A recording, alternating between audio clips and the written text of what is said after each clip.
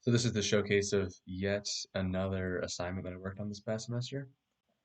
This is a recipe card builder. So I'll just give a quick rundown of how it works.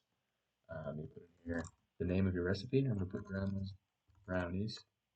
And then you add all your different ingredients here. So we can have milk, eggs, and notice that I'm not actually, this add button does work. For example, sugar, you can click the add button. But the whole purpose of this assignment is that it's um, accessible. So you can navigate the entire thing just by clicking tab, like holding shift and clicking tab to go back. So let's add another one. Let's add bacon. Wait a minute, bacon doesn't go in brownies. So you can navigate to bacon. I press enter, and it's disappeared. Likewise, I could click here and remove eggs, but we want eggs.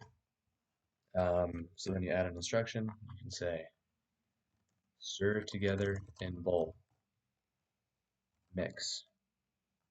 And again, here I'm just clicking enter. Bake for 1 hour. That also works to click add.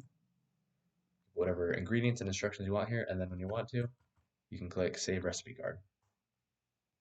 That'll download this, you open it, and there's your recipe.